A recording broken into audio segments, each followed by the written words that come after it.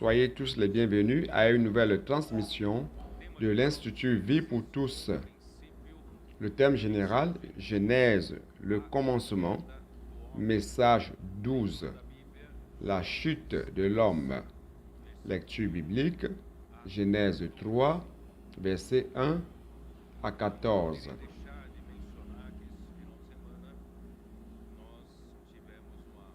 Je ne pouvais pas ne pas mentionner que durant le week-end, nous avons eu une communion merveilleuse à Estancia avec les églises du Nord-Est. Depuis Ceará jusqu'à Alagoas. Et aussi beaucoup de voyants de David de la région de Sumaré.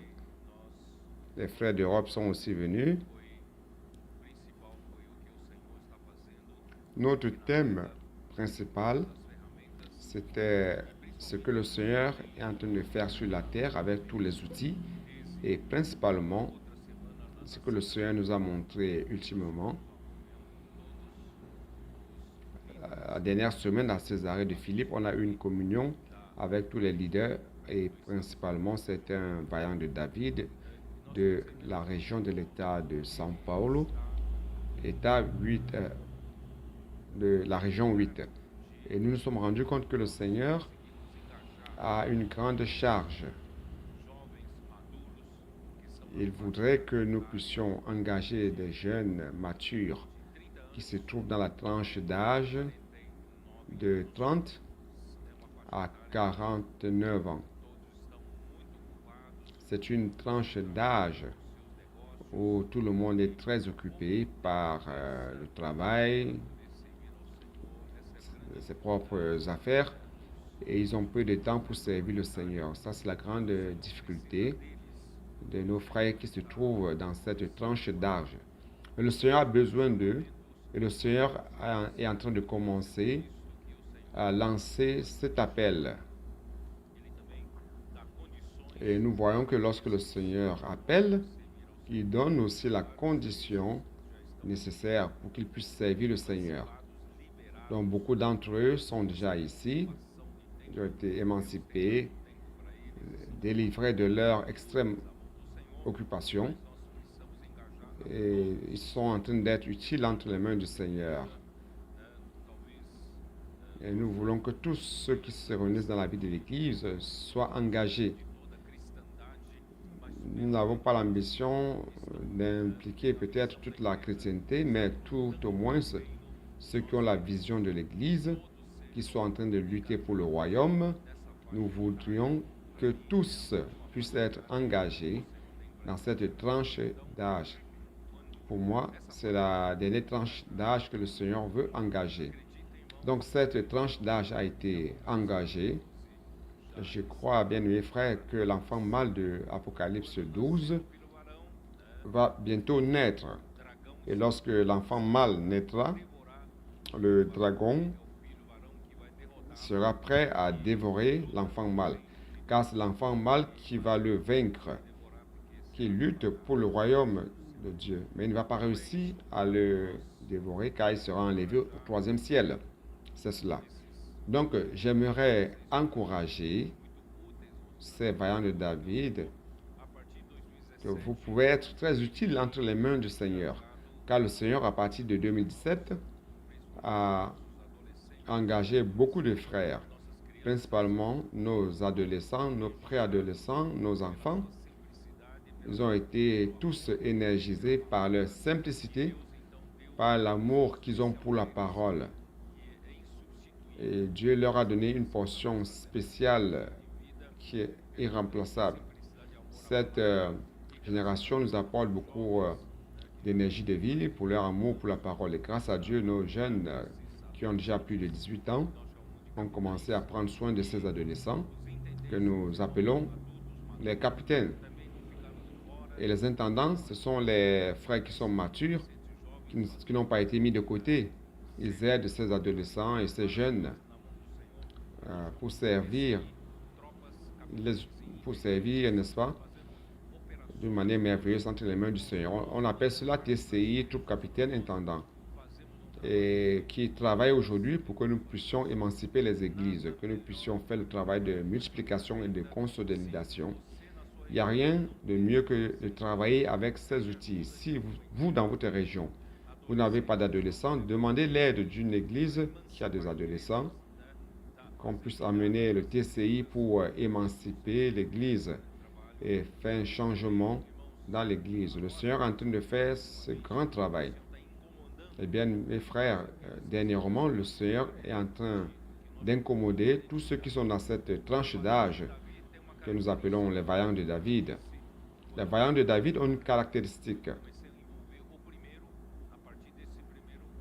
Lorsque j'ai commencé à impliquer les premiers pour pouvoir entraîner les autres, ils m'ont demandé, qu'est-ce que tu veux exactement que nous fassions? Je leur ai dit, rappelez-vous de l'histoire de David. Lorsqu'il luttait contre les Philistins, il a soupiré en disant, qui me donne de boire de cette eau qui se trouve dans la porte de Bethléem, où était campée l'armée des Philistins. Et les vaillants de David ont écouté son soupir et ils ont demandé la sagesse du Seigneur et de l'Éternel. Ils sont allés chercher de l'eau et l'apporter à David. Et je leur ai dit, j'espère que vous avez compris ce que j'attends des vaillants de David. Ils m'ont dit, nous avons compris. C'est bon. Ils ont capté le message. Et les vaillants de David sont des personnes proactives, des personnes qui savent écouter le désir, le soupir de Dieu, et savent dépendre du Seigneur, de la parole du Seigneur, exécuter l'œuvre du Seigneur. C'est pour cela que j'appelle cette tranche d'âge les exécuteurs de l'œuvre du Seigneur. Le Seigneur a beaucoup besoin de vous, de l'expérience que vous avez déjà, de votre résilience en vivant sous la pression, en résolvant les problèmes.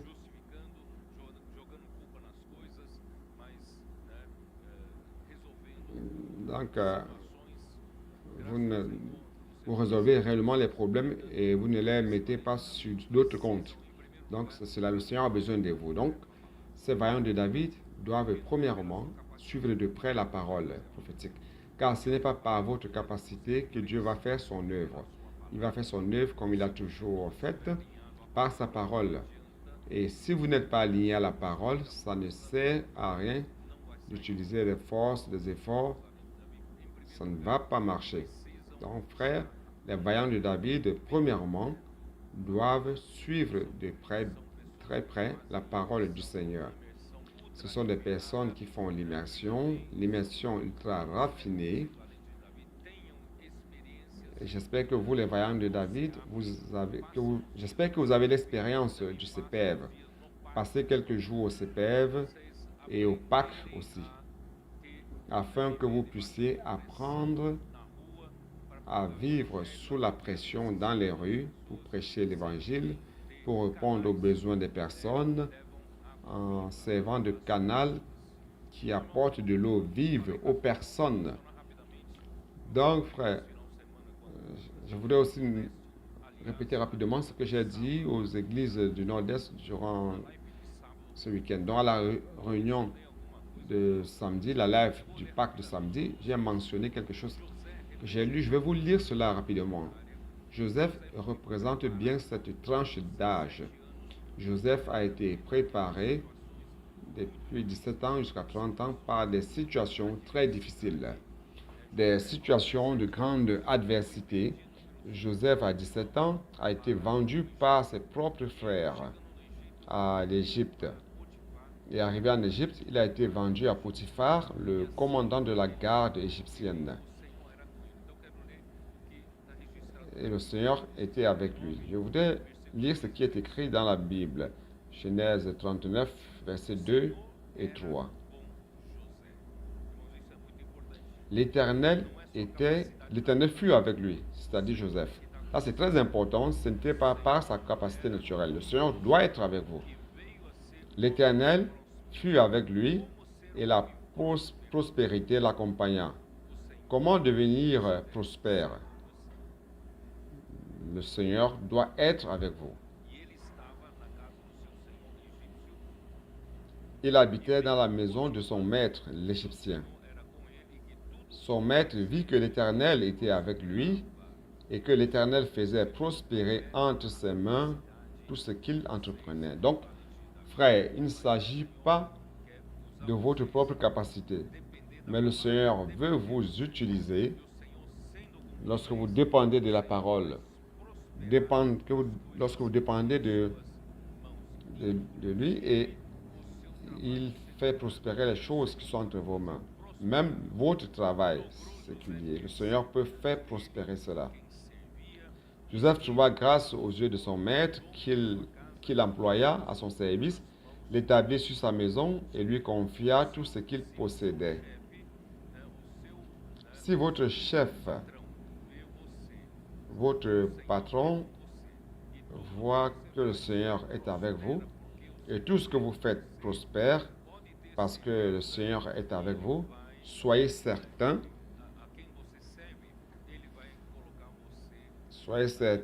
que celui que vous servez, ici il parle de majordome. Donc il va vous nommer comme un administrateur de ses biens. Alors qui ne voudrait pas avoir quelqu'un comme cela qui est administrateur ou gestionnaire de ses biens? Quelqu'un qui entre les mains desquels le Seigneur fait prospérer les choses. Donc Joseph pouvait bien se plaindre de la vie. Tous ses frères l'avaient vendu. En fait, certains voulaient même le faire mourir. Donc, il a été vendu en Égypte, dans la maison de Potiphar. Il pouvait tout simplement murmurer en disant: ah, pauvre de moi, ma vie, tout ça. D'une personne comme cela, il pouvait penser qu'il n'avait pas d'avenir, mais il n'a pas regardé aux difficultés. Il a été fidèle, l'Éternel était avec lui, et toutes choses prospéraient entre ses mains. Malheureusement, par un mensonge de la femme de Potiphar, il a été fait prisonnier, et en prison, là, quand il a été mis en prison, il avait à peu près 26 ans. Toujours au même chapitre, verset 21 maintenant.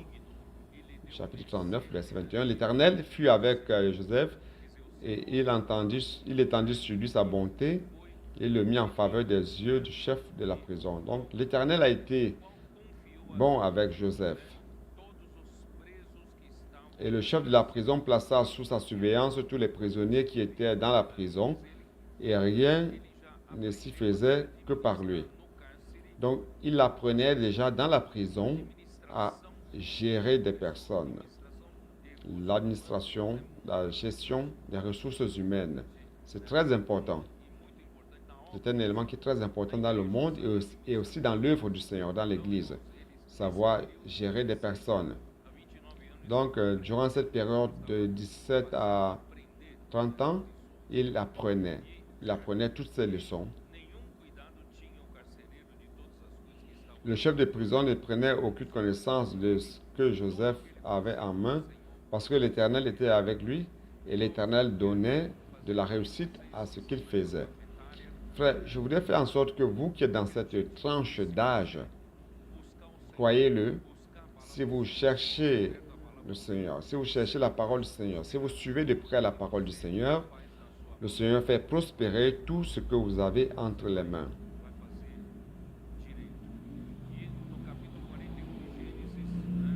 Au chapitre 41 de Genèse, il dit, verset 16, Joseph répondit à Pharaon en disant, ce n'est pas moi, c'est Dieu qui donnera une réponse favorable à Pharaon. Donc Joseph en prison a interprété le rêve du chef des échansons et il a interprété aussi le rêve du chef des panetiers. Il a prédit que l'un sera exécuté et l'autre libéré, et cela s'est passé ainsi. Et lorsqu'il a été libéré de prison, il a oublié de parler de Joseph à Pharaon, et il est resté encore 2 ans. Et il y a eu un autre rêve que personne n'a pu interpréter, un rêve du Pharaon. Il n'y avait personne à qui faire appel, et il s'est rappelé de Joseph, et Joseph a dit à Pharaon, ce n'est pas moi, ce n'est pas par ma capacité. C'est Dieu qui donnera une réponse favorable à Pharaon.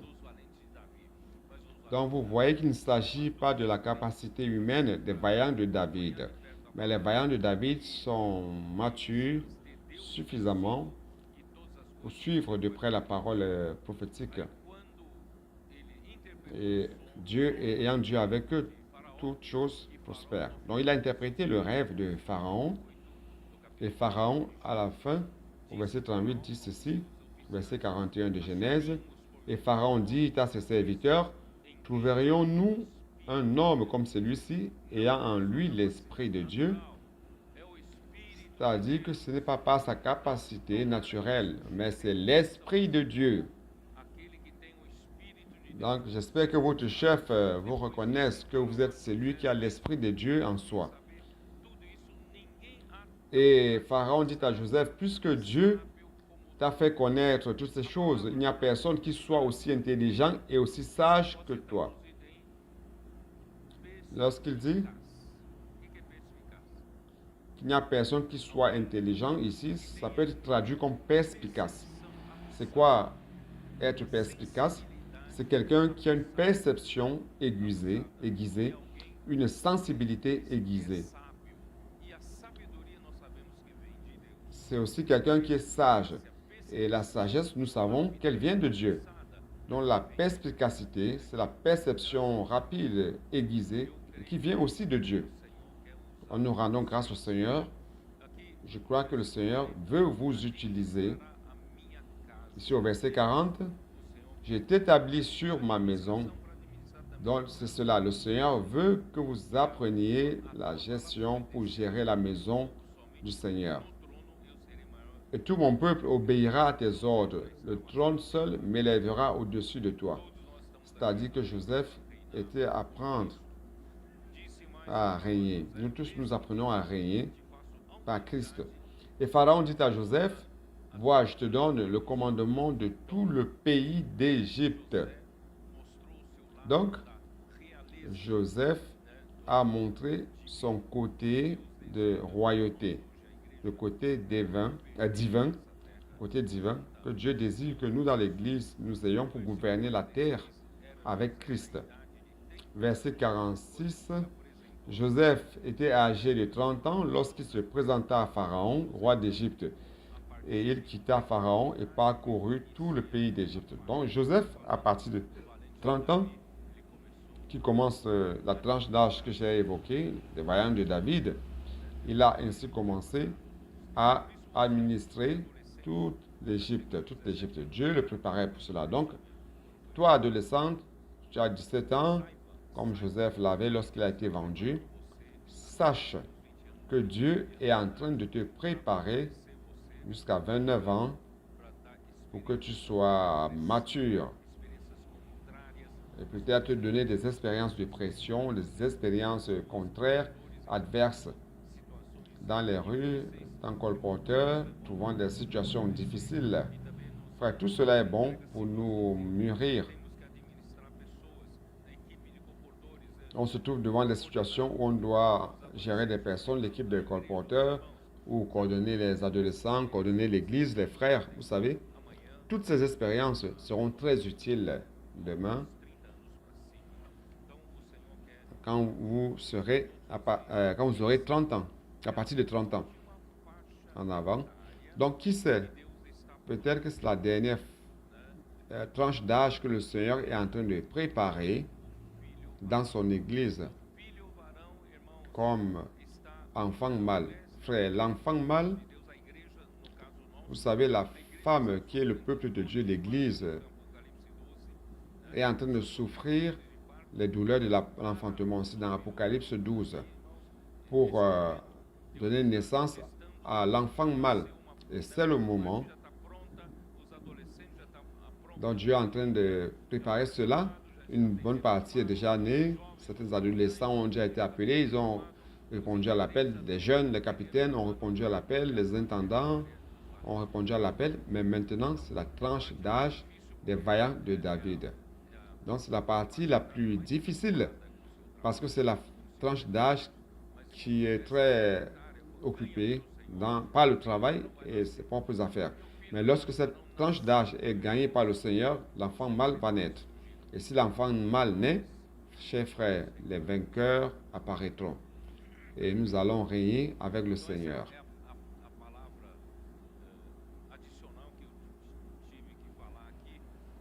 Donc ça, c'est la parole additionnelle que je devais incrémenter, que je devais ajouter, car c'est très important pour que toutes les églises commencent à prêter attention à cette tranche d'âge.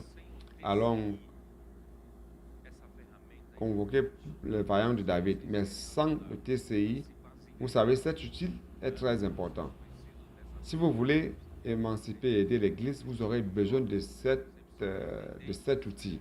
Vous avez besoin des adolescents, des jeunes, des intendants pour émanciper l'Église. On doit suivre de près la parole. Très bien. Je n'ai pas pu terminer le message précédent, n'est-ce pas? Une fois de plus. Oh Seigneur Jésus. Allons-y. Allons lire le chapitre 2 de Genèse à partir du verset 18.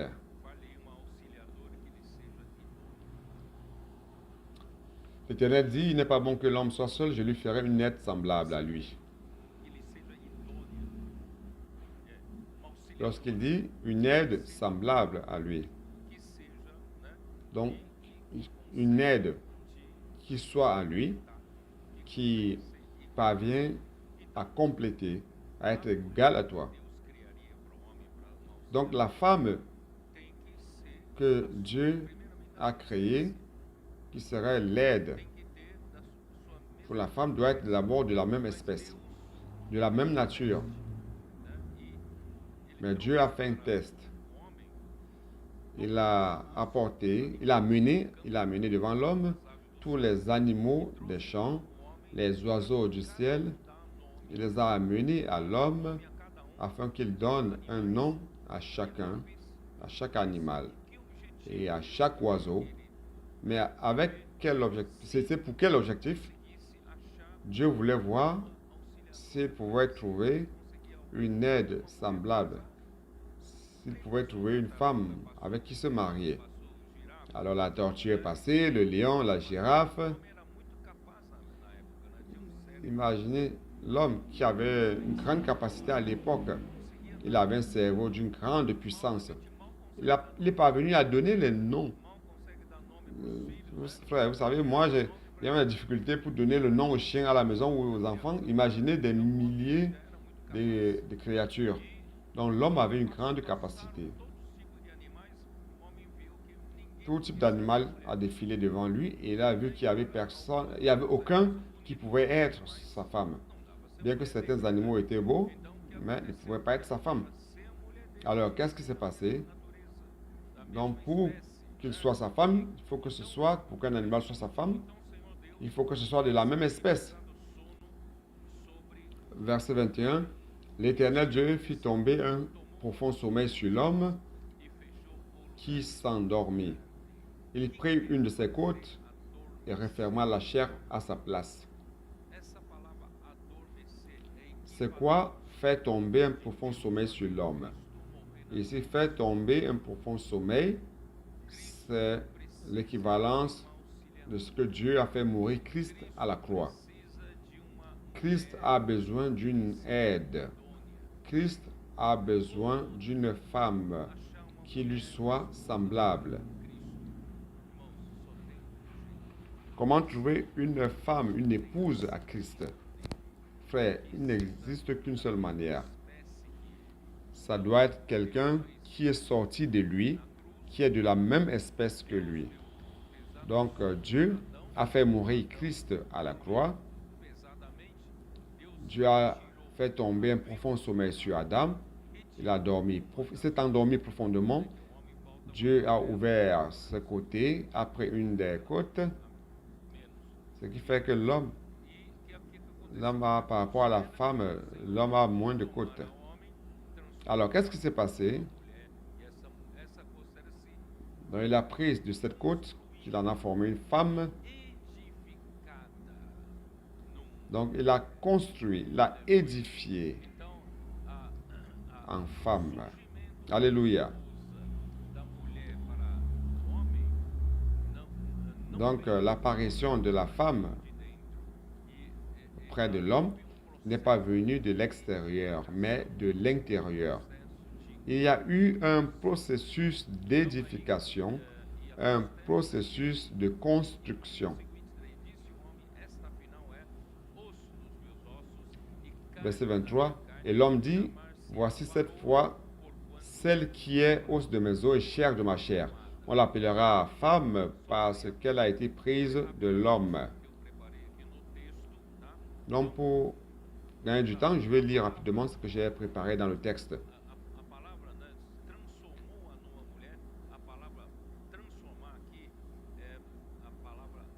Donc, lorsqu'il dit, ici le mot, lorsqu'il dit qu'il forma une femme, dans la version hébraïque, ça veut dire construire, édifier.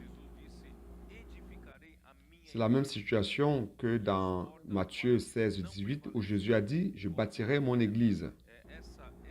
Et les portes du Hadès ne prévaudront point contre elle. C'est ça le sens d'édifier. Dieu a utilisé la côte et il a édifié une femme. Dans l'église, c'est le processus d'édification.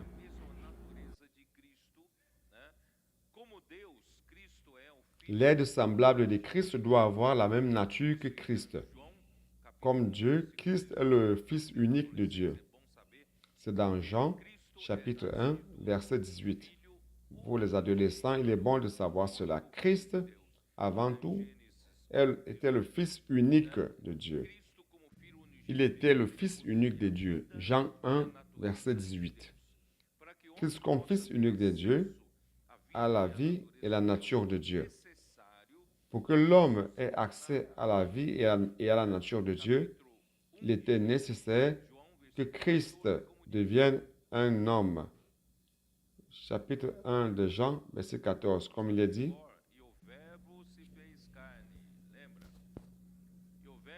vous ne le connaissez pas par cœur, et la parole a été faite chair, vous vous rappelez?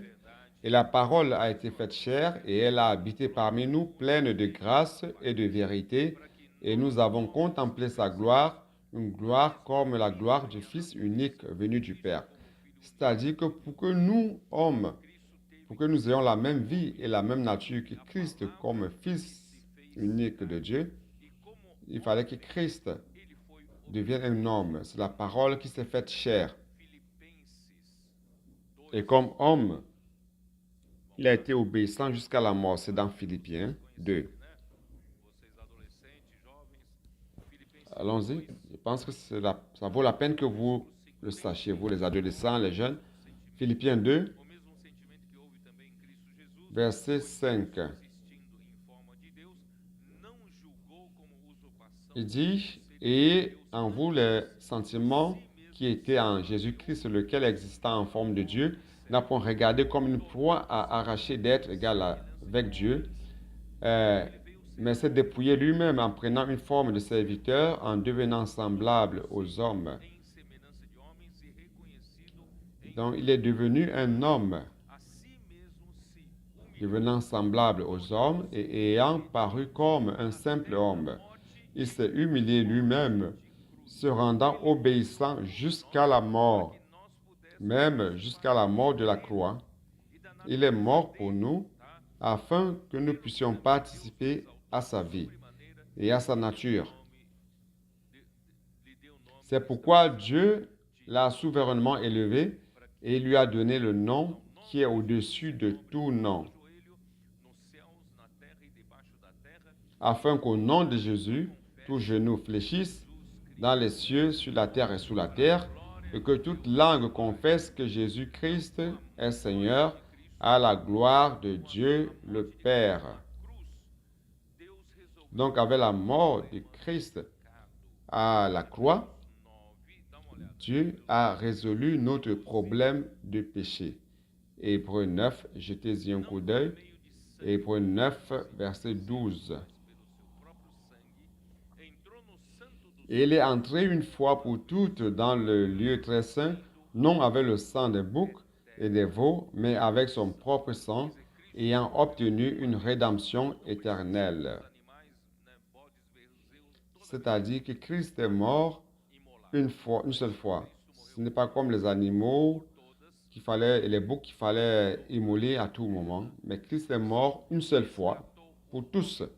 Il a accompli la rédemption éternelle. Il a racheté l'homme pécheur à Dieu. Et Dieu l'a glorifié en le ressuscitant d'entre les morts. C'est dans Acte 13, 33. Jetez un coup d'œil dans Acte 13, 33.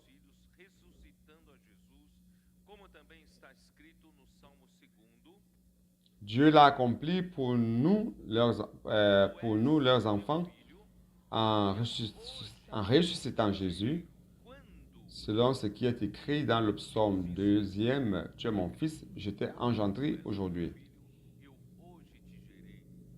Quand est-ce que Dieu a dit cela à Christ? Tu es mon fils, je t'ai engendré aujourd'hui. S'il était déjà le fils unique de Dieu, n'est-ce pas? Quand est-ce que Christ a été engendré de nouveau comme fils? C'était à sa résurrection, parce qu'il avait revêtu la chair. Il est venu sous la forme d'un homme. Et cet homme devait être admis à l'intérieur de Dieu.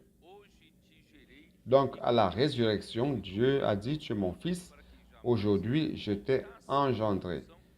Dieu l'a ressuscité d'entre les morts, afin Dieu l'a ressuscité des morts, de telle sorte qu'il ne retourna pas à la corruption. Bon, ça c'est bon, je ne vais pas continuer à lire. Donc, ici, on peut aller au psaume 2, verset 7. Vous savez qu'ici, il a dit, et dans Hébreu 1, 5, 7 aussi, il dit, à quel des anges Dieu a-t-il dit, tu es mon fils, aujourd'hui je t'ai engendré. Mais il a dit cela à Christ. Et en introduisant le premier fils, c'est-à-dire ce fils qui a été engendré à travers l'homme Jésus à la résurrection, est devenu l'enfant premier-né, le fils premier-né de Dieu. Il était le seul fils, le fils unique de Dieu. Mais comme homme, il a été engendré comme fils premier-né de Dieu, parce que Dieu avait déjà l'intention d'engendrer les autres nombreux fils à partir du premier fils. Donc il est le grain de blé, Jean chapitre 12, verset 24. Il est le grain de blé qui est tombé en terre et qui est mort. Il est tombé en terre, il est mort et il a produit plusieurs graines. Nous n'avions pas la vie de Dieu. Nous n'avions pas la participation à la nature de Dieu. Mais lorsque Christ est mort ici à la croix, il est ressuscité en produisant plusieurs graines. Nous tous qui croyons en Jésus, nous avons commencé à voir la rédemption. Dieu nous a rachetés par le sang de Christ. Il nous a rachetés à Dieu et nous avons reçu la vie de Dieu, la vie et la nature de Dieu. Aujourd'hui, nous sommes son aide, car nous avons sa même vie, nous avons sa même nature. Et maintenant, qu'est-ce qui manque? Il manque le processus d'édification. Nous avons déjà la vie, nous avons déjà la nature de Dieu. Et Dieu est en train de nous édifier. Lorsque cette édification sera terminée, chers frères, Christ reviendra. Et de la même manière, lorsque Christ est mort, de ce côté, comme Dieu a ouvert le côté d'Adam pour enlever une côte, dans Jean chapitre 19, à la crucifixion de Jésus, jetez-y un coup d'œil.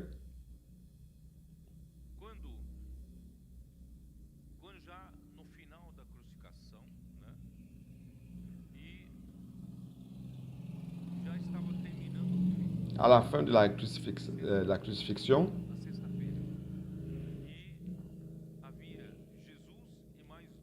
donc vendredi, tiré vers la fin de la journée, Jésus et deux brigands ont été crucifiés avec lui, vous le saviez.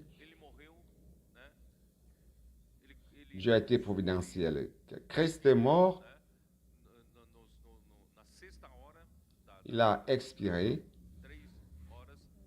à la 6e heure de la crucifixion. 3 heures plus 3 heures, ça fait 6 heures. Donc, Jean 19, verset 30.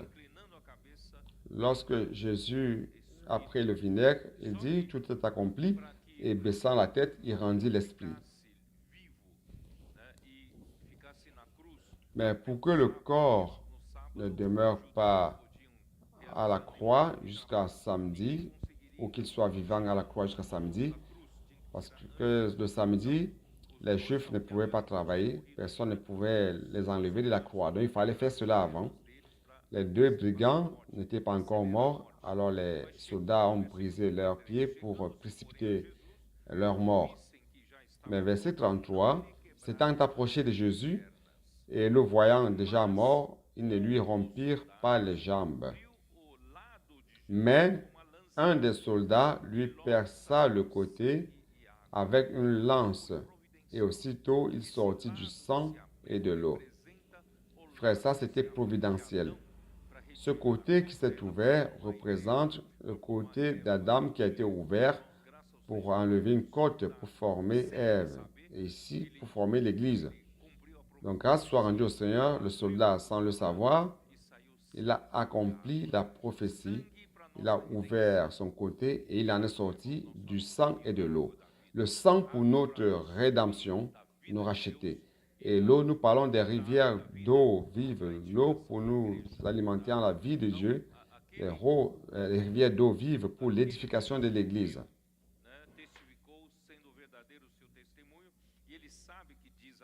Celui qui l'a vu en a rendu témoignage, son témoignage est vrai, et c'est qu'il dit vrai afin que vous croyiez aussi.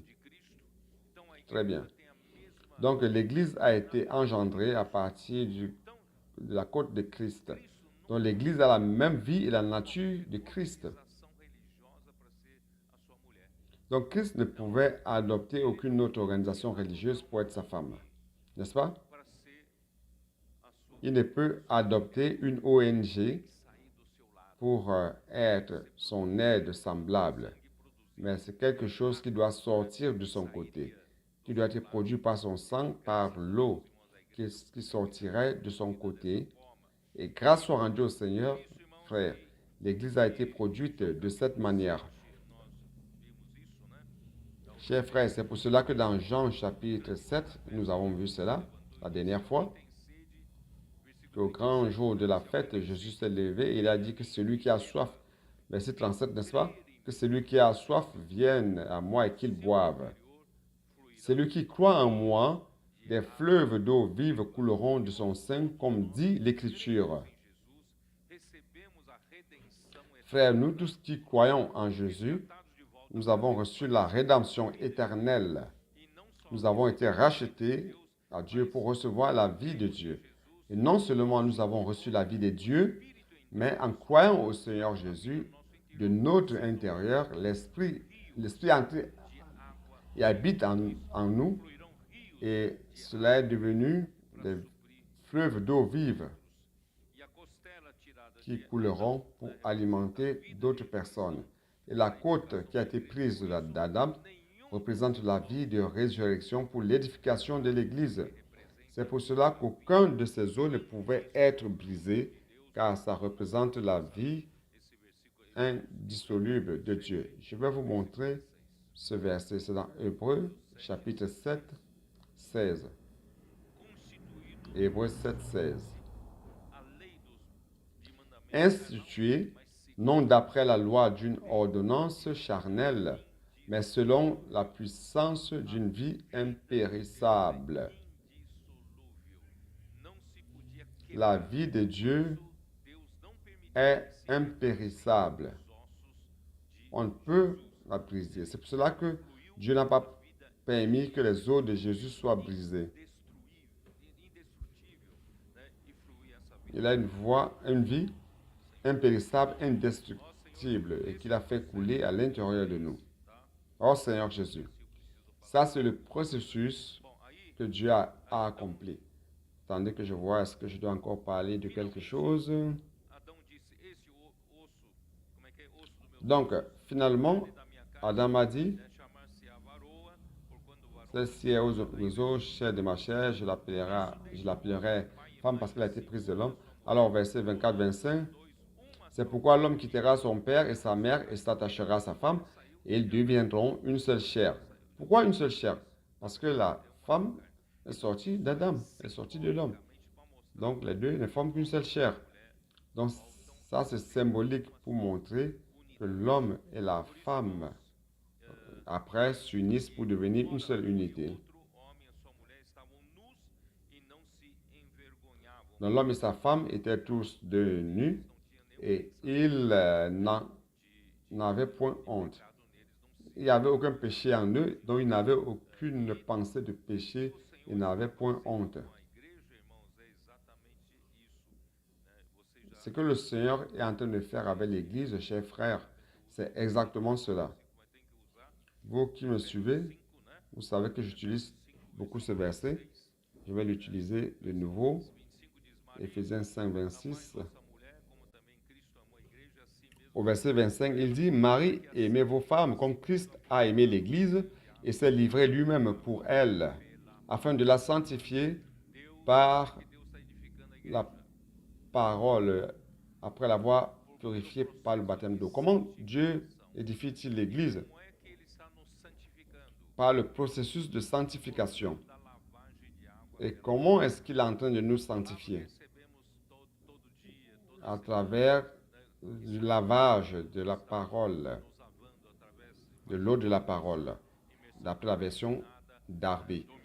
Donc, ce que nous faisons tous les jours, l'immersion ultra raffinée, dormir avec Dieu, se réveiller avec Dieu, la transcription, cela est en train d'enlever tous les éléments qui n'ont rien à voir avec Christ. Il est en train d'enlever cela et en même temps tous les éléments de Christ en nous. Donc la femme doit avoir la même nature et vie de Christ. Donc si nous avons encore des impuretés, nous ne serons pas l'Église sainte et sans défaut. Donc après ce processus, il dit, afin de la sanctifier, afin de faire paraître devant lui cette Église glorieuse, sans tache ni ride, ni rien de semblable, mais sainte et irrépréhensible. Verset 27. Éphésiens 5, verset 31. C'est pourquoi l'homme quittera son père et sa femme et s'attachera à sa femme, et les deux deviendront une seule chair. Donc l'homme et la femme sont une seule chair. Mais au verset 32, Paul dit, ce mystère est grand. J'ai dit cela par rapport à Christ et à l'Église. Parce que dans l'image du mariage, avec la chute de l'homme, il n'y avait aucun exemple de perfection. Mais Christ et l'Église, c'est un exemple de perfection. Donc, ce mystère est grand. Je dis cela par rapport à Christ et à l'Église. Oh Seigneur Jésus. Enfin, j'ai terminé le message précédent.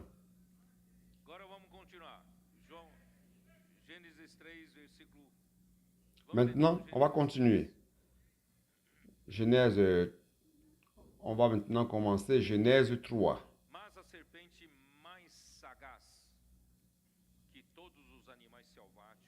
Le serpent était le plus rusé de tous les animaux des champs que l'Éternel Dieu avait fait. Il dit à la femme, Dieu a-t-il réellement dit, vous ne mangerez pas de tous les arbres du jardin?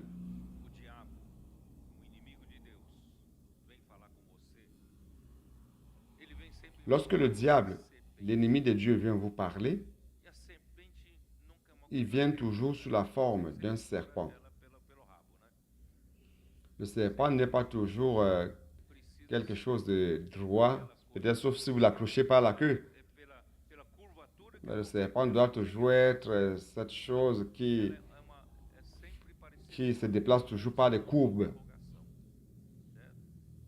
Donc, c'est toujours comme ça, toujours la forme d'un point d'interrogation. Est-ce que c'est vraiment l'œuvre de Dieu? Est-ce que c'est vraiment ça la parole prophétique? Est-ce que les frères parlent vraiment des choses qui sont correctes? Vous savez, il vous amène toujours à avoir des doutes dans votre pensée. Faites attention aux doutes. Il veut provoquer des doutes dans votre tête. Il dit, Dieu a-t-il réellement dit, vous ne mangerez pas de tous les arbres du jardin? Oui, si Dieu a créé tous les arbres du jardin, qui sont bons pour alimenter l'homme. Comment Dieu pouvait-il dire donc que l'homme ne devait pas en manger? Ça, c'était pour provoquer la femme. Donc, l'homme n'était pas là, et c'était pour provoquer la femme pour converser avec le serpent. Donc, frères, soyez toujours protégés. Ne vous exposez pas à l'ennemi de Dieu. Soyez toujours dans une protection. Protection de votre mari, protection de l'homme et protection de Dieu. Vous savez, tout ce qu'on fait, s'il y a des doutes, demandez au Seigneur. Ayez la protection de Dieu. C'est pour cela que demandez de lire 2 Corinthiens 11. Allons lire le nouveau. 2 Corinthiens 11, verset 3. Toutefois, de même que le serpent séduisit Ève par sa ruse, je crains que vos pensées ne se corrompent et ne se détournent de la simplicité à l'égard de Christ. Ce verset explique très bien la ruse du serpent, de l'ennemi de Dieu. Il veut attirer votre pensée, il veut corrompre votre pensée et enlever votre simplicité et pureté envers Dieu. Envers Dieu, Dieu qui nous a créés, tout comme Abraham, lorsque Abraham a trouvé le véritable Dieu, le Dieu de la gloire lui est apparu, Abraham n'a eu aucun doute. Il a remis toute sa vie à Dieu. Et Dieu l'a fait traverser par plusieurs situations, même difficiles, mais il n'a jamais questionné à cause de sa simplicité et pureté envers Dieu. Frère, ça c'est l'attitude correcte que nous devons avoir avec Dieu. Avec Dieu, pas de doute. Avec Dieu, je ne doute de rien. Je suis simple et pur. Tout ce qui vient de Dieu, c'est bon. Pour moi, c'est bon. Donc, chers frères, c'est cela. Et sans cette pureté, sans cette simplicité, vous tombez dans le piège de l'ennemi de Dieu. Donc, tout ce que le serpent voulait faire, c'était de corrompre la pensée. Parce que la pensée de l'homme, c'est la partie leader qui commande son âme. Et l'âme, c'est où se trouve notre personnalité. Si le serpent parvient à corrompre ma pensée, alors il corrompt mon âme. C'est pour cela, chers frères, ne permettez pas que l'ennemi de Dieu mette des doutes dans votre tête et corrompe votre pensée. Si corrompt votre pensée, la première chose qui va se passer, c'est que vous abandonnez la simplicité. Vous n'êtes plus simple. Par rapport à Dieu, vous n'avez plus cette pureté. Les frères commencent à questionner et vous dites, oui, c'est vrai, oui, c'est vrai. Et vos yeux commencent à s'ouvrir. Je vais parler de cela d'ici peu. Et vous pensez que ces yeux ouverts, c'est une bonne chose. Non, ce n'est pas une bonne chose. Il y a des gens qui disent, ah, maintenant je vois tellement d'erreurs dans l'église. Mes yeux se sont ouverts maintenant, chers frères. Et cela, les yeux ouverts, ça vient du serpent. Donc, frères, ne vous éloignez jamais de la simplicité, de la pureté due à Christ. Pourquoi nos adolescents ont reçu tant de bénédictions de Dieu? C'est justement par leur simplicité et pureté, l'amour pour la parole. Les adultes sont moins simples, sont moins purs. Les adolescents sont purs, sont simples. Ils se confient en Dieu. Donc, nous devons redevenir comme des enfants. Ne jamais perdre la simplicité et la pureté due à Christ. Je vous ai déjà dit, en fait, je ne voulais pas perdre ce temps, mais ça vaut la peine de rendre un témoignage. Dans les années 80, il y avait une situation dans les églises de l'État de Sao Paulo, situation très difficile où il y avait des paroles négatives, des paroles de mort qui s'éparpillaient parmi les églises et qui contaminaient beaucoup de jeunes. Beaucoup de jeunes ont commencé à être compliqués. Ils ont perdu la simplicité et la pureté. Et moi, dans mon désespoir, je voulais sauver la mise. J'appelais les uns les autres, je visitais les uns les autres. Et je disais, frère, vous tombez dans le piège de Satan. Mais, chers frères, par le fait d'avoir tellement essayé d'aider les frères, j'ai écouté beaucoup de situations de mort. Donc, j'écoutais les situations de mort pour aider ceux qui étaient dans la mort. Mais je me suis rendu compte que la mort était si subtile que j'ai été contaminé. Et vous savez quel est le signe de la contamination? J'étais là, le frère Don enseignait, et j'étais assis là. Tout le monde jouissait et répondait Amen, Amen. Et moi, j'étais là, en train d'analyser et critique.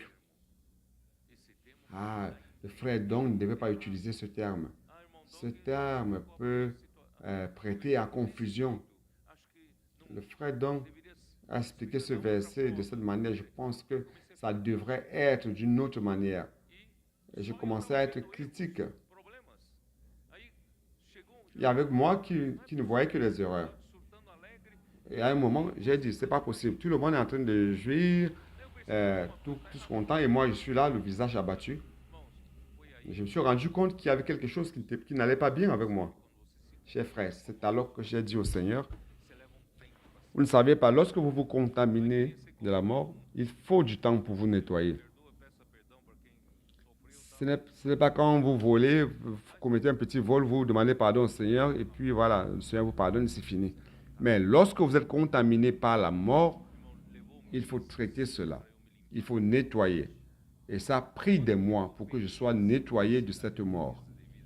Et lorsque j'ai récupéré la simplicité et la pureté due à Christ, j'ai demandé au Seigneur, Seigneur, pour l'amour de Dieu, je ne veux plus jamais perdre cette simplicité. Je ne veux plus m'impliquer dans la mort. C'est pour cela, frère, cela m'a maintenu de manière saine jusqu'à aujourd'hui. Je fuis toujours des conversations. Donc, je vous avise, vous qui êtes jeunes, ne tombez pas dans ce genre de conversation. L'ennemi veut corrompre votre pensée. Et par rapport à Dieu, il n'y a pas de conversation. Il faut être simple et pur. Je suis totalement dévoué à Dieu. Vous pouvez dire au serpent, serpent, ne cherche pas à me tromper. Par rapport à Dieu, je suis totalement engagé, à 110% engagé. Très bien. C'est pour cela, frère, comme nos adolescents, qui sont simples, je dois vous rappeler Ésaïe 66, 2. Comme il est dit, qu'est-ce qu'il dit? Qu'est-ce qu'il dit?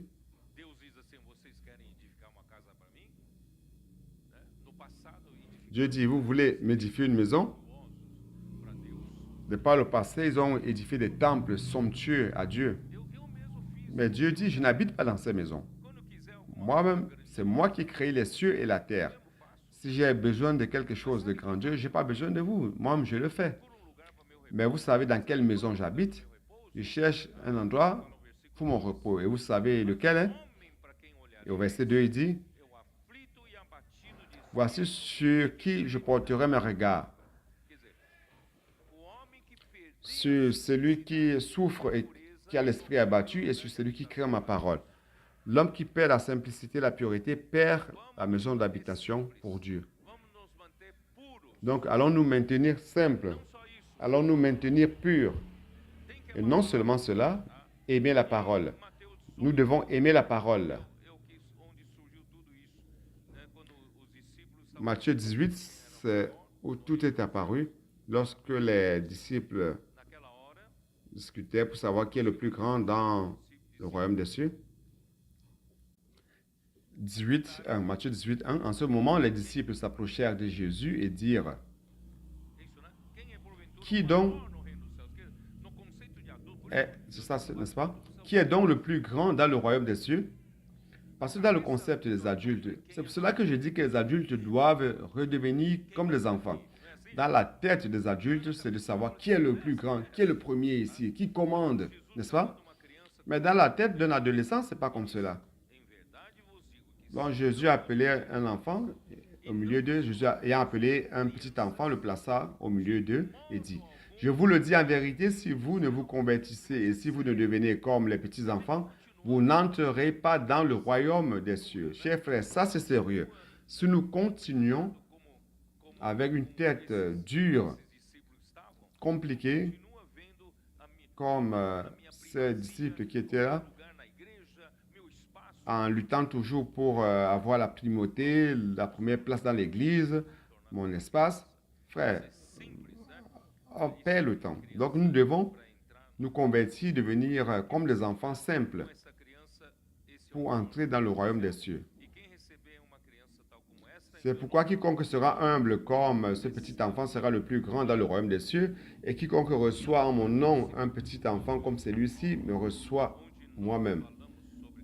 Dans Apocalypse 12, 9, où nous avons parlé de l'enfant mâle, verset 9, il montre qui est ce serpent qui est apparu, qui a trompé Ève. En fait, c'est le grand dragon rouge. Dans Apocalypse 12, verset 9, il fut précipité, le grand dragon, le serpent ancien, appelé le diable et Satan, celui qui séduit toute la terre. Donc ce serpent-là, ce petit serpent qui paraissait innocent, a trompé Ève. En fait, c'était le diable, c'est Satan. À la fin de la Bible, dans l'Apocalypse, il est devenu un grand dragon, gros, rouge, parce qu'il a mangé tant de personnes, il a mangé tant de chair, il a versé tant de sang qu'il est devenu rouge. Oh Seigneur Jésus. Ne soyez pas une nourriture du dragon. Vivez par l'esprit. Ne vivez pas dans la chair. Si vous vivez dans la chair, il va manger la chair. Oh Seigneur Jésus. C'est pour cela, chers frères, dans 1 Pierre,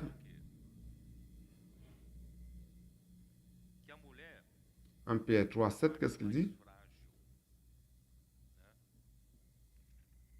Que la femme est la partie la plus fragile.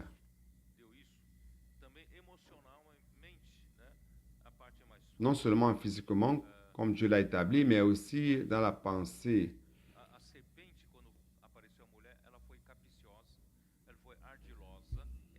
C'est pour cela que lorsque le serpent est apparu à la femme, il a été capricieux, astucieux. Il a dit, est-ce que Dieu a dit cela? Il a provoqué une question. Dieu n'avait jamais dit à l'homme de ne pas manger toutes sortes d'arbres. Donc, le piège de Satan, c'était d'éloigner la femme de la pureté et de la simplicité. Oh Seigneur Jésus. Allons lire le chapitre 3, verset 7. Marie, montrez à votre tour de la sagesse dans vos rapports avec vos femmes, comme avec un sexe plus faible. Honorez-les comme devant aussi hériter avec vous de la grâce de la vie. Qu'il en soit ainsi, afin que rien ne vienne faire obstacle à vos prières. Frères, nous devons protéger la femme. Elle est la partie la plus faible et nous devons la traiter avec dignité, car elle et vous sont des héritiers de la même grâce de vie. Donc, bien mes frères, le piège de Satan, c'était d'éloigner la femme de la simplicité et de la pureté. Et la femme est tombée dans le piège, et lorsque la femme s'est rendue compte de cela, elle avait déjà succombé au diable, comme on voit dans Genèse 3. Genèse 3, 2. La femme répondit, nous mangeons du fruit des arbres du jardin, mais quant au fruit de l'arbre qui est au milieu du jardin, Dieu a dit, vous ne mangerez point et vous n'y toucherez point de peur que vous ne mouriez. Alors le serpent dit à la femme, vous ne mourrez point. Donc le serpent a contredit ce que Dieu avait dit. Et il était en train de vouloir présenter Dieu comme un menteur. Dieu a dit, si vous mangez de l'arbre de la connaissance du bien et du mal, vous mourrez. Et le serpent dit, vous ne mourrez point. Mais Dieu sait que le jour où vous en mangerez, vos yeux s'ouvriront et que vous serez comme des dieux, connaissant le bien et le mal. La femme est tombée dans le piège. La femme vit que l'arbre était bon à manger et agréable à la vue et qu'il était précieux pour ouvrir l'intelligence. Elle prit de son fruit et en mangea. Elle en donna aussi à son mari qui était auprès d'elle et il la mangea. Il n'a rien dit. Il devait contester. Oh Seigneur Jésus.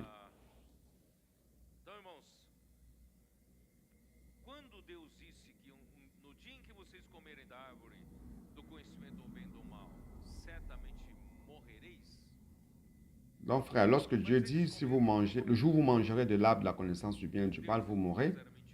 Et ils ont mangé, ils ne sont pas morts. Est-ce que Dieu était un menteur? Est-ce que Dieu était un menteur parce qu'ils ne sont pas morts? Ils sont morts ou ils ne sont pas morts?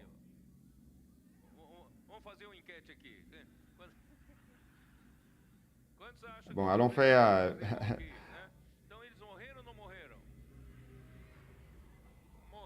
Est-ce qu'ils sont morts ou pas? On va voir, on va faire une enquête. Ils sont morts, oui ou non? Ils sont morts. Comment sont-ils morts? L'esprit est mort. Ils sont morts dans quel sens? Dans le sens où l'esprit a perdu la fonction de se connecter à Dieu, de contacter Dieu. C'est pour cela qu'on a la situation d'Éphésiens 2. Éphésiens 2 dit que nous étions morts, n'est-ce pas? Chapitre 2 d'Éphésiens, verset 1. Vous étiez morts par vos offenses et par vos péchés, dans lequel vous marchiez autrefois, selon le train de ce monde, selon le prince de la puissance de l'air, de l'esprit qui agit maintenant dans les fils de la rébellion. Verset 5 dit, nous qui étions morts par nos offenses, nous a rendus à la vie avec Christ.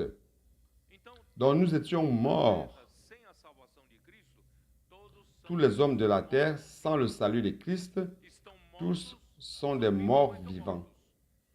Ils sont morts, ils sont vivants mais sont morts. Morts pourquoi? Parce que la fonction principale de l'homme qui se trouve dans l'esprit de l'homme est morte. Donc cette fonction est morte et l'homme n'a plus de contact avec Dieu. C'est la même chose lorsque votre téléphone portable n'a plus de contact avec le réseau. Donc ça ne sert plus à rien. L'homme a été créé pour être connecté à Dieu. Il a perdu sa fonction principale.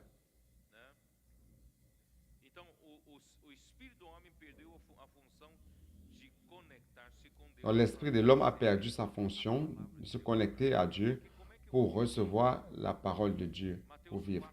Alors, comment l'homme vit-il? Matthieu 4,4. L'homme ne vit pas seulement que du pain. Si vous mangez trop de pain, vous aurez plus de complexes de sucre et vous serez gros, vous aurez le cholestérol élevé, la glycémie élevée, tout sera élevé. L'homme ne vit pas que du pain. Chapitre 4, verset 4 de Matthieu, Jésus répondit, l'homme ne vivra pas de pain seulement, mais de toute parole qui sort de la bouche de Dieu. Frère, vous et moi, nous vivons par la parole qui sort de la bouche de Dieu. Nous sommes la preuve de cela. L'Église est dans cette meilleure phase parce que nous vivons par la parole qui sort de la bouche de Dieu. C'est ça, vivre. Mais comment allez-vous vivre par la parole qui sort de la bouche de Dieu si votre esprit ne reçoit plus de signal? Si votre esprit est mort. Si votre esprit ne reçoit plus de signal, donc il n'est pas possible d'établir la connexion. Est-ce que vous êtes désespéré lorsque votre téléphone n'a plus de signal, de réseau? Moi c'est le cas. Je suis désespéré. Donc l'homme devait vivre comme cela, désespéré. L'homme est désespéré parce qu'il n'arrive plus à se connecter à Dieu. Nous rendons grâce à Dieu. Aujourd'hui, vous avez la connexion. Vous devez aider les personnes qui n'ont pas de connexion avec Dieu. Chers frères, c'est pour cela que le diable est le tentateur. Au chapitre 4 de Matthieu, au verset 1, alors Jésus fut amené par l'Esprit dans le désert pour être tenté par le diable. Donc le diable est un tentateur. Il tente. À tout moment, il vous tente, justement pour vous nuire.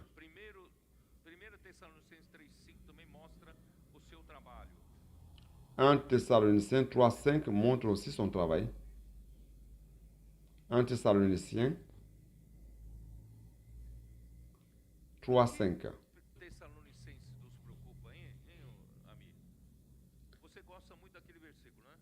Pourquoi Thessaloniciens nous préoccupe? Ami, tu aimes ce verset, n'est-ce pas? 2,13, n'est-ce pas? La tête, maintenant, ça va déjà mieux. 2,13 dit ceci. C'est pourquoi nous rendons continuellement grâce à ce qu'en recevant la parole de Dieu, ce que nous vous avons fait entendre, vous l'avez reçu, non comme la parole des hommes, mais ainsi qu'elle est véritablement, comme la parole de Dieu qui agit en vous qui croyez. La parole de Dieu opère lorsque nous croyons avec simplicité. Mais il y a un tentateur qui veut causer une interférence. Chapitre 3, verset 5. Ainsi, dans mon impatience, j'envoyais m'informer de votre foi, dans la crainte que le tentateur ne vous eût tenté et que nous n'eussions travaillé en vain.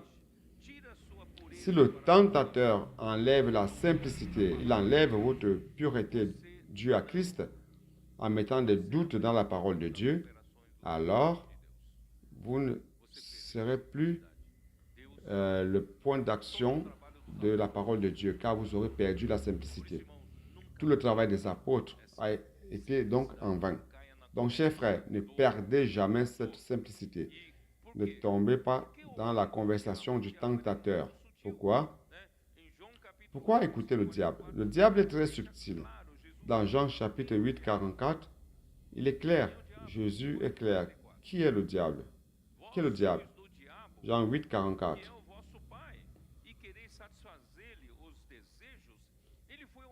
Vous avez pour père le diable et vous voulez accomplir les désirs de votre père. Il a été meurtrier dès le commencement. Et il ne se tient pas dans la vérité parce qu'il n'y a pas de vérité en lui. Lorsqu'il profère le mensonge, il parle de son propre fond, car il est menteur et le père du mensonge. Donc, chers frères, Satan ne sait faire que cela, mentir. Et le résultat de son mensonge, c'est les massacres, l'homicide, le premier homicide. Il n'y avait jamais eu d'homicide entre les êtres humains. Et il était le premier qui a provoqué Caïn à tuer son frère Abel. Donc, ne tombez pas dans son piège, même si c'est une belle parole, subtile, belle, douce, que cela vous enlève de la simplicité. Ne tombez pas dans le piège dans lequel moi j'étais tombé. Je ne veux plus tomber dans ce genre de piège. Je veux conserver ma simplicité. Après avoir mangé du fruit, retournons dans Genèse. Genèse 3. Après avoir mangé du fruit, qu'est-ce qui s'est passé? Verset 7. Les yeux de l'un et de l'autre s'ouvrirent. Ils connurent qu'ils étaient nus, et ayant cousu des feuilles de figuier, ils s'en firent des ceintures. Chers frères, lorsque vous perdez la pureté et la simplicité due à Dieu, vos yeux, les yeux du péché s'ouvrent. Vous commencez à voir les choses que vous ne voyiez pas avant. Lorsque vous étiez pur, tous les frères étaient beaux. Tous les frères t'aidaient beaucoup, n'est-ce pas? Tout d'un coup, vous avez commencé à être compliqué. Et lorsque vous êtes compliqué, vous ne trouvez plus un frère bon. Pour vous, personne n'est bon. Vous êtes le seul qui voit les défauts de l'Église. vous voyez les défauts des frères et des sœurs. Vos yeux s'ouvrent. Frère, faites attention lorsque vos yeux s'ouvrent. Cela vous trompe énormément. Comment vous pouvez savoir si cela vient de Dieu ou pas? Quel est le résultat de cela? C'est la joie ou la tristesse? La tristesse. Et votre visage transparaît cela. Comment est votre visage? Un visage de haine, un visage de tristesse. Ce n'est plus ce visage de joie. Aujourd'hui, je vois beaucoup de frères avec un visage de joie. Lorsque vous êtes atteint par la mort, c'est comme si vous voyez des choses que les autres ne voient pas. Et vous avez un visage abattu. Je ne voudrais plus vivre avec un visage abattu, une fois de plus. Je vais vivre ce moment de joie que nous vivons actuellement. Amen. Donc, malheureusement, par la désobéissance d'Adam, parce que Adam a mangé sans contester de l'arbre de la connaissance du bien et du mal. Allons-y, je vais vous montrer un passage biblique. Romains 5, verset 19. Car, comme par la désobéissance d'un seul homme, beaucoup ont été rendus pécheurs, de même par l'obéissance d'un seul, beaucoup seront rendus justes. Donc, Adam a désobéi. Et nous sommes devenus pécheurs parce que Adam a désobéi. Verset 17 aussi. Si par l'offense d'un seul, la mort a régné dans toute l'humanité, par lui seul. À plus forte raison, ceux qui reçoivent l'abondance de la grâce et du don de la justice régneront-ils dans la vie par Jésus-Christ, lui seul. Malheureusement, par le seul fait d'avoir désobéi à Dieu, lorsqu'il a dit de ne pas manger de l'arbre de la connaissance du bien et du mal, sont tombés dans la ruse de Satan, du diable. Ils ont mangé de l'arbre que Dieu avait interdit. La relation avec Dieu a été coupée. La connexion avec Dieu a été coupée. Les yeux s'ouvrent. Et qu'est-ce qui se passe? Chapitre 5, verset 12 de Romains. Il dit ceci. C'est pourquoi, comme par un seul homme, c'est-à-dire Adam, le péché est entré dans le monde. Ce monde que Dieu a créé en restaurant la terre n'avait pas de péché. Mais par la désobéissance d'un seul homme, le péché est entré. Il a ouvert la porte au péché. Et par le péché, quoi d'autre est entré? La mort. La mort s'est étendue sur tous les hommes parce que tous ont péché. Frère, ça c'est la situation lamentable de l'homme d'aujourd'hui. Donc, les yeux ouverts, ce n'est pas une bonne chose. L'homme a été créé avec un esprit, il avait un esprit pour se connecter à Dieu, représenté par l'arbre de la vie. Donc, Dieu est représenté par l'arbre de la vie. Dieu voulait que l'homme mange de l'arbre de la vie.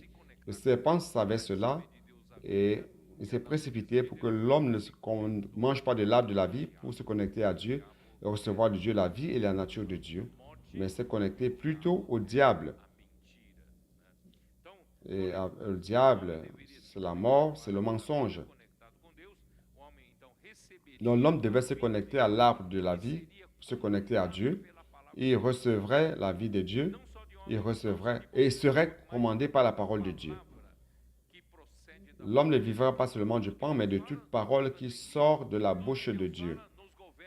Tout ce que Dieu parle nous maintient vivants. Tout ce que Dieu parle nous gouverne. Tout ce que Dieu nous parle donne un sens à notre vie. Donc, l'homme a été créé pour faire la volonté de Dieu. Et la parole de Dieu est si importante. J'ai dit dans un des messages antérieurs que Dieu a créé l'homme comme cela. Ça, c'est le mécanisme par lequel Dieu a créé l'homme. L'homme a trois parties. Qui le sait? L'homme a l'esprit, l'âme et le corps. Le corps est fait de la poussière de la terre. C'est la seule chose, la seule partie de l'homme qui est matérielle, qui est fait de matériel.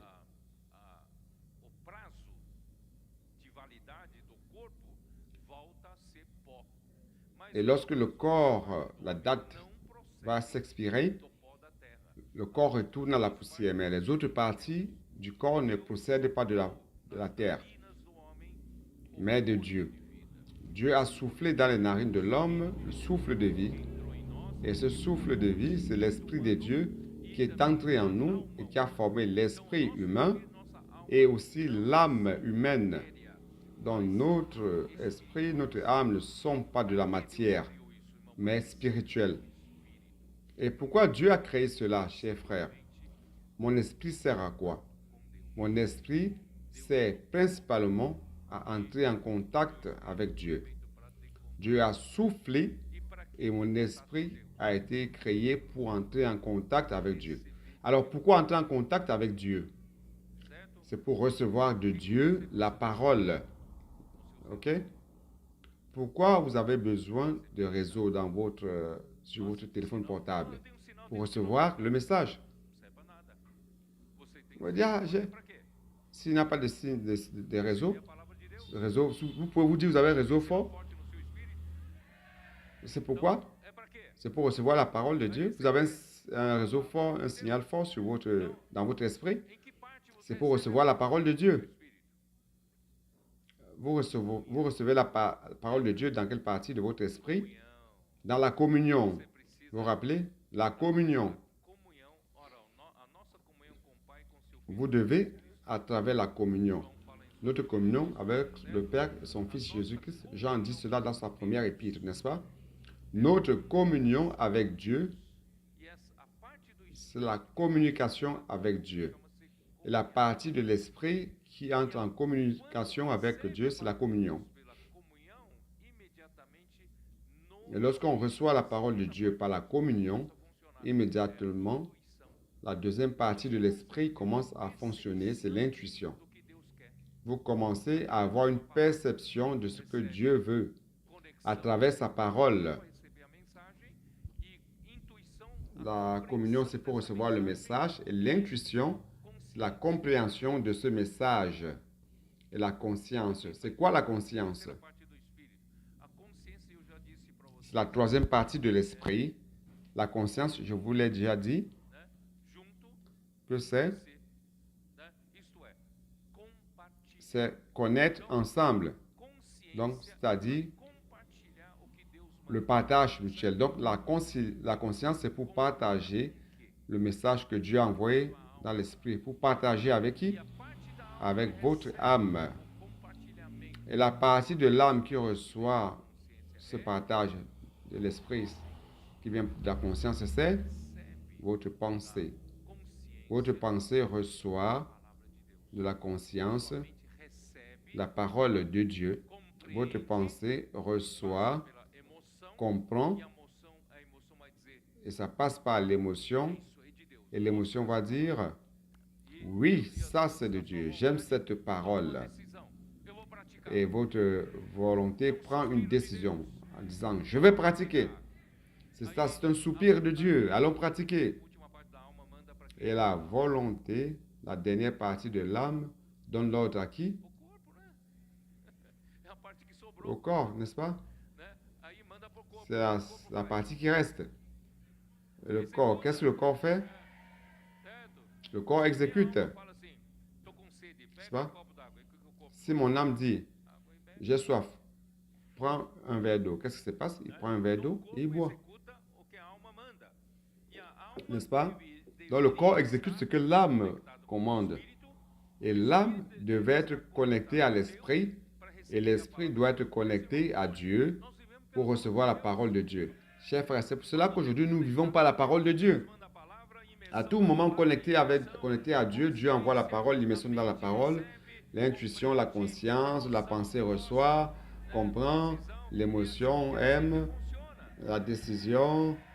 C'est ainsi que ça fonctionne.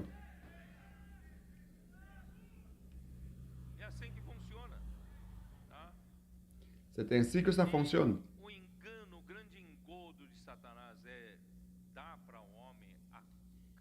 La grande ruse de Satan, c'est de donner à l'homme une pseudo-capacité pour discerner ce qui est bien de ce qui est mal. parlait maintenant que l'homme a les yeux ouverts. Il dit, waouh, je vois que je suis nu. Ah, je dois me couvrir cette nudité. Avant, il n'avait aucune perception de cela. Il n'avait pas de notion du péché. Il n'avait aucune préoccupation par rapport à cela. Il dit, maintenant, je dois me couvrir. Dieu va bientôt apparaître. J'aurai honte devant lui avec cette nudité. Et qu'est-ce qu'ils ont fait?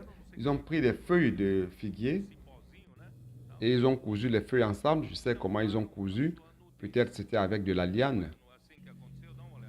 Et ils ont recouvert leur nudité. N'est-ce pas? C'est ce qui s'est passé. Jetez un coup d'œil.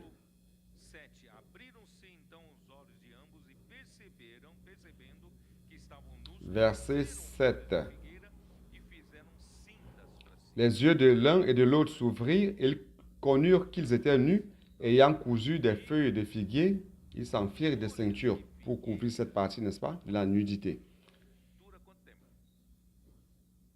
Les feuilles de figuier durent combien de temps?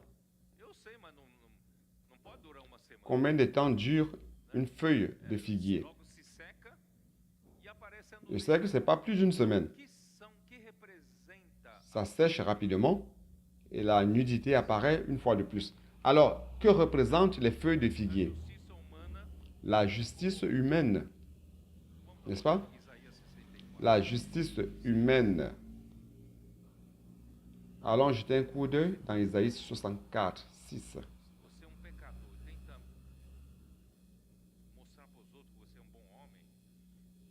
Si vous êtes un pécheur et vous essayez de montrer aux autres que vous êtes quelqu'un de bien, mais en fait, votre justice ne va pas cacher votre honte.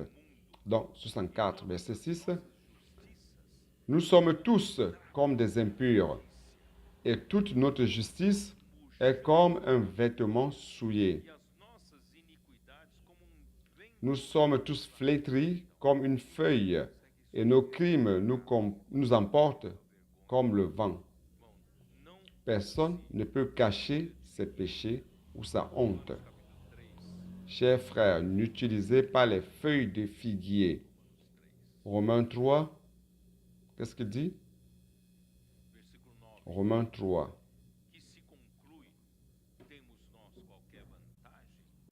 Verset 9. Quoi donc? Sommes-nous plus excellents? Nullement. Car nous avons déjà prouvé que tous, juifs et grecs, sont sous l'empire du péché. Selon qu'il est écrit, il n'y a point de juste, même, pas même un seul. Nul n'est intelligent, nul ne cherche Dieu. Et le verset 20. Car nul ne sera justifié devant lui par les œuvres de la loi, puisque c'est par la loi que vient la connaissance du péché. Frères, il n'est pas possible de résoudre notre problème de péché par des feuilles de figuier. Pour le péché, il n'existe qu'une seule solution, le saviez-vous? C'est le sang. Hébreux 9, 22. Hébreux 9, 22, qu'est-ce qu'il dit? Et presque tout d'après la loi est purifié avec du sang, et sans effusion de sang, il n'y a pas de pardon. Frère, le Seigneur sait cela. L'homme a commis le péché est entré dans l'homme, il n'y a pas de solution, sinon l'effusion de sang. Donc il fallait attendre que Christ apparaisse par son sang précieux pour racheter l'homme. Mais pour résoudre le problème, la situation, Dieu a pourvu un autre vêtement. Quel genre de vêtement Dieu a pourvu? Ça se trouve où? Aidez-moi. Verset 21. Genèse 3, 21. L'Éternel Dieu fit à Adam et à sa femme des habits de peau et il les en revêtit. C'est quoi la différence entre la peau et les feuilles de figuier? Parce que pour avoir de la peau, il fallait verser le sang d'un animal, n'est-ce pas? Donc le sang d'un animal a été versé, probablement d'un agneau, et la peau a été utilisée pour couvrir la nudité d'Adam et Ève. Il n'y a que la justice de Dieu qui peut couvrir notre nudité. Le péché est résolu par l'effusion du sang et la justice de Dieu. On va continuer. Verset 8. Alors ils entendirent la voix de l'Éternel qui parcourait le jardin vers le soir, et l'homme et sa femme se cachèrent loin de la face de Dieu, au milieu des arbres du jardin. Frères, voyez donc, on peut extraire beaucoup de choses ici. Ici, il montre que l'homme vivait dans le jardin d'Éden. Et ils avaient la présence de Dieu. Comment savoir qu'ils avaient la présence de Dieu? Ils avaient la parole de Dieu. Ils avaient la voix de l'Éternel. Donc, où se trouve la parole de Dieu? Où se trouve la voix de Dieu? Se trouve la présence de Dieu. Et ayant la présence de Dieu dans le jardin est un jardin de plaisir, de joie. La présence de Dieu nous donne cette joie, ce plaisir. Mais lorsqu'ils sont tombés dans la ruse de Satan, le péché est entré en eux. Et ce jour-là, de la même manière, je pense que Dieu leur est apparu. Et Dieu a trouvé cela étrange quand Dieu est apparu et ils ne sont pas apparus. En fait, avant, c'était juste une joie. Dieu apparaît, l'homme apparaît. La présence de Dieu avec l'homme, c'est une grande joie. Dieu se réjouit de ta présence. Mais ce jour-là, l'homme n'est pas apparu. Et Dieu était préoccupé. Qu'est-ce qu'il a dit?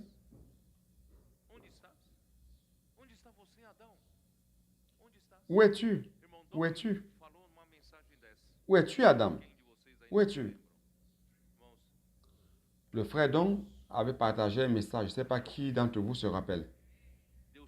Frère, Dieu aime la présence de l'homme. Dieu veut la présence de l'homme. Dieu cherche la présence de l'homme. Où es-tu? Voyant de David, où es-tu? Frères et sœurs, où êtes-vous? Dieu te cherche, mais tu t'es caché. Pourquoi tu t'es caché? Parce que j'ai mangé de l'arbre de la connaissance du bien et du mal. Et Adam apparaît et dit, j'ai entendu ta voix dans le jardin et j'ai eu peur parce que je suis nu et je me suis caché. Et l'Éternel, Dieu dit, qui t'a appris que tu es nu? Est-ce que tu as mangé de l'arbre dont je t'avais défendu de manger? Vous savez que toutes les paroles de Dieu envers l'homme dans Genèse, c'est une parole sous la forme impérative. C'est un ordre. Tu ne mangeras pas de cet arbre. L'homme a été créé pour soumettre la terre. C'est-à-dire que la parole de Dieu, c'est un ordre que l'homme doit accomplir. Il ne cherche pas le conseil de l'homme. Il parle et l'homme accomplit. Il dit, où es-tu? Et Dieu demande, comment tu sais? Donc tu as mangé de l'arbre dont je t'avais interdit de manger? Imaginez la peur d'Adam, la peur de recevoir la punition qui sera la mort. Parce que Dieu a dit, le jour où vous en mangerez, vous mourrez. Donc il pensait que Dieu voulait l'exécuter. Il avait peur. Mais Dieu est amour. L'homme dans sa peur a remis la culpabilité sur la femme, n'est-ce pas? C'est comme cela que l'homme est. Et l'homme répondit, la femme que tu as mise auprès de moi m'a donné de l'arbre et j'en ai mangé. Donc c'est elle qui est coupable, c'est elle qui est coupable. Moi, je n'ai aucune culpabilité. Et l'Éternel dit à la femme, pourquoi as-tu fait cela? La femme répondit, le serpent m'a séduite et j'en ai mangé. Donc, les uns jetant la responsabilité sur les autres, sur l'autre. L'un jetant la responsabilité sur l'autre. Oh Seigneur Jésus, pourquoi se sont-ils cachés? Parce que celui qui commet quelque chose de mauvais fuit la lumière. Jean 3, 19. Allons jeter un coup d'œil. Jean 3, 19.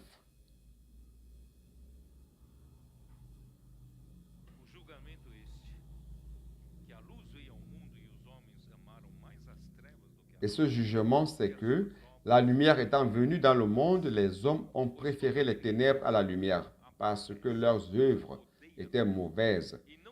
Car quiconque fait le mal est la lumière, c'est-à-dire qu'il n'aime pas la lumière, et ne vient point à la lumière de peur que ses œuvres ne soient dévoilées, que ses œuvres ne soient exposées. Mais celui qui agit selon la vérité vient à la lumière, afin que ses œuvres soient manifestées parce qu'elles sont faites en Dieu. Vous pratiquez le mal ou le bien? Vous jouissez de la parole chaque jour, chaque semaine, l'immersion. Alors vous pratiquez le bien. Celui qui pratique la vérité s'approche de la lumière. Il n'a aucun problème. Si la lumière vous expose, vous traitez, n'est-ce pas? Il n'y a aucun problème pour vous. Si vous avez commis une erreur, amen, vous corrigez. Mais celui qui pratique le mal fuit la lumière, car il ne veut pas être exposé. Éphésiens 5, 11.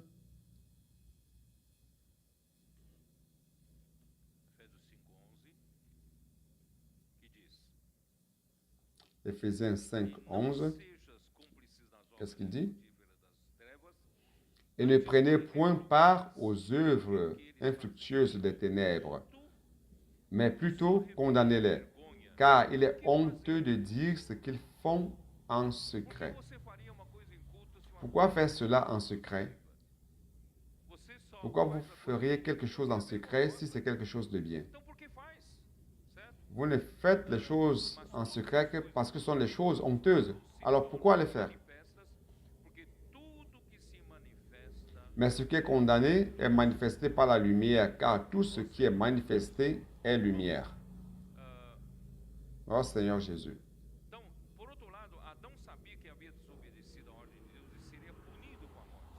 Donc, d'un côté, Adam savait qu'en désobéissant à la volonté de Dieu, il serait puni de mort. Il se justifie en accusant la femme que tu as mise à mes côtés, m'a donné de l'arbre et j'en ai mangé. Et la femme, elle répond, c'est le serpent qui m'a trompé. Nous devons avoir en pensée que la femme est apparue pour aider l'homme. C'est lui qui aide, fait la volonté de celui qu'il aide, n'est-ce pas? Jésus est le meilleur exemple de cela. Jésus, en fait, est aide de Dieu. Donc, il est venu ici, vous vous rappelez, quand il est venu sur terre, dans Jean chapitre 5, je vais lire rapidement. Jean chapitre 5, verset 19. Jésus reprit dans la parole et leur dit, en vérité, je vous le dis, le Fils ne peut rien faire de lui-même. Il ne fait que ce qu'il voit faire le Père, faire au Père. Et tout ce que le Père fait, le Fils fait aussi pareillement. Donc, Adam, Ève aide d'Adam. Et Adam aide de Dieu. Donc, les aides doivent faire la volonté de ceux qu'ils aident. Il ne peut pas être le protagoniste. Il ne peut pas être celui qui apparaît, qui décide de toutes les situations. Donc, Jésus, le Fils, dit, je ne peux rien faire de moi-même. Le Fils ne fait rien de lui-même. Il n'est pas le protagoniste. C'est Dieu le Père qui est le protagoniste. Oui ou non? Verset 30. Je ne puis rien faire de moi-même. Selon que j'entends, je juge. Et mon jugement est juste parce que je ne cherche pas ma volonté, mais la volonté de celui qui m'a envoyé. Donc, frère, nous ne faisons pas notre propre volonté. C'est pour cela que ce n'est pas vous qui décidez. Dans n'importe quelle situation, c'est le Seigneur qui décide. Nous devons nous retourner vers lui. OK? Et ne cherchez pas votre propre gloire. Jean 17, je ne vais pas lire. Donc, à chaque pas que Jésus faisait, il cherchait le Père et cherchait la communion de celui qui l'aidait. C'est le même principe aujourd'hui. Chaque pas que je fais, je dois rechercher la communion de celui dont je suis l'aide. Vous êtes aide de qui? De Christ. L'Église est l'aide de Christ. Donc, si nous sommes l'aide de Christ, chaque pas que nous faisons, nous devons chercher la communion avec qui? Je n'ai pas mes propres opinions à moi. Je recherche la communion avec le Seigneur. Donc, Christ est la tête de tout homme. 1 Corinthiens 11, 3.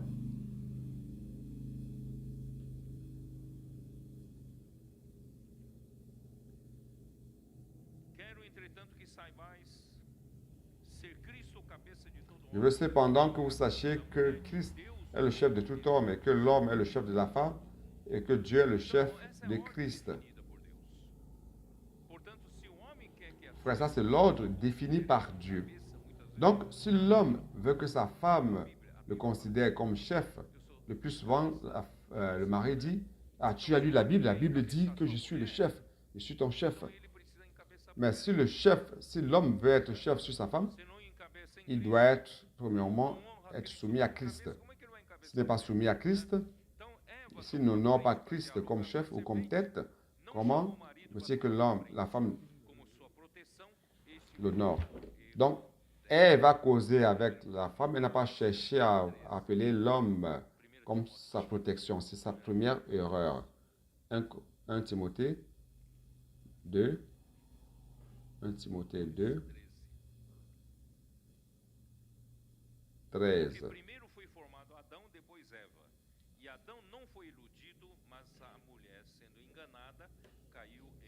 Car Adam a été formé le premier, Ève ensuite. Et ce n'est pas Adam qui a été séduit, c'est la femme qui, séduite, s'est rendue coupable de transgression. C'est pour cela que vous, femmes, recherchez la protection auprès de l'homme. Et vous, hommes, recherchez la protection auprès de Christ. Christ est notre tête, notre chef. Lorsque l'homme fait tout en communion avec Christ, soumis à son autorité, tout prospère et nous sommes protégés. C'est pour cela, chers frères, que Moïse a cherché désespérément la présence de Dieu et Dieu lui-même a dû conduire le peuple à la bonne terre de Canaan parce que Dieu était tellement indigné de ce peuple qui a fabriqué un veau d'or.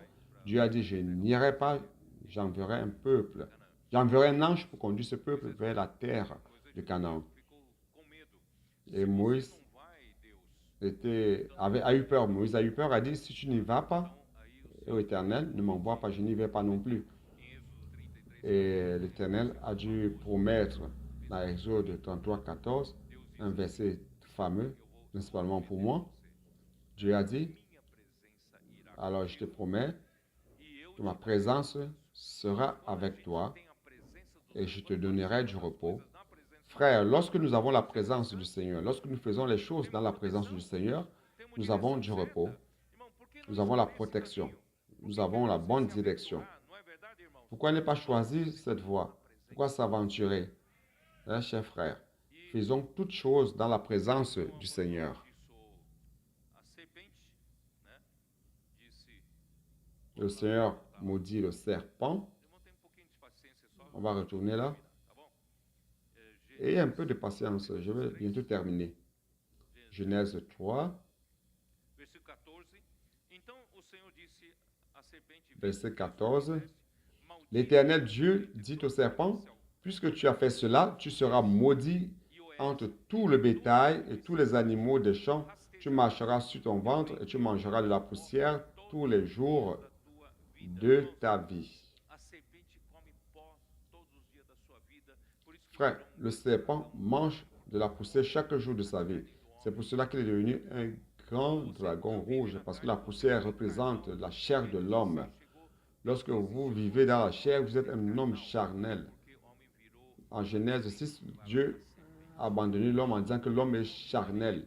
Il est devenu une nourriture pour le serpent. Nous ne pouvons pas continuer à alimenter le serpent de notre chair. Nous ne sommes pas de ceux qui vivent dans la chair, nous vivons dans l'esprit. Et la sphère de l'action du serpent, c'est sur la terre, en contact avec la poussière. Le corps de l'homme a été fait de la poussière de la terre. Satan s'alimente de ceux qui marchent selon l'inclinaison de la chair, faisant la volonté de la chair, les pensées, les enfants de la colère, je l'ai dit dans Éphésiens 2, et s'alimentent aussi de ceux qui marchent dans la vanité de leurs propres pensées, qui sont devenus insensibles et qui ont été remis à la dissolution pour commettre toutes sortes d'impuretés. C'est dans Éphésiens 4, 17 à 19. C'est pour cela, chers frères, que dans Apocalypse, le serpent qui est apparu dans Genèse 3, Ève est devenu le grand dragon rouge, le grand dragon parce qu'il est devenu plus grand et cruel que le serpent, grand parce qu'il s'est alimenté des hommes qui vivent dans la chair, rouge parce qu'il a versé beaucoup de sang de saints durant des siècles, étant le premier meurtrier. Donc il domine sur la chair et le sang. C'est pour cela que notre lutte n'est pas contre la chair et le sang, mais contre les dominations, les principautés, dominateurs de ce monde ténébreux, les forces spirituelles du mal dans les régions célestes. Donc Satan domine, son lieu d'action sur la terre et il domine dans les airs, dans les régions célestes. Cependant, la vie que nous avons reçue, c'est comme un aigle. Nous pouvons voler au-dessus de lui. Il a agi dans les airs, mais nous volons comme des aigles dans le lieu le plus élevé. Il y a plusieurs versets que vous avez déjà lus avec moi. Nous sommes au-dessus des principautés et dominations, car lorsque Dieu a élevé Christ à sa droite, au-dessus de toute domination et principauté dans les lieux célestes, Dieu nous a aussi placés dans la résurrection de Christ et là, à la résurrection de Christ, il a élevé son Église aussi dans ces lieux célestes. Donc, que l'ennemi de Dieu soit cruel ou féroce, nous sommes au-dessus de lui. Vous vivez dans la chair, vous êtes sous lui et vous devenez sa nourriture. Mais si vous êtes dans l'esprit, vous êtes au-dessus de lui. Et nous allons accomplir la volonté du Seigneur. Comme enfants mâles, nous allons vaincre ce grand dragon rouge. Amen. Jésus est le Seigneur.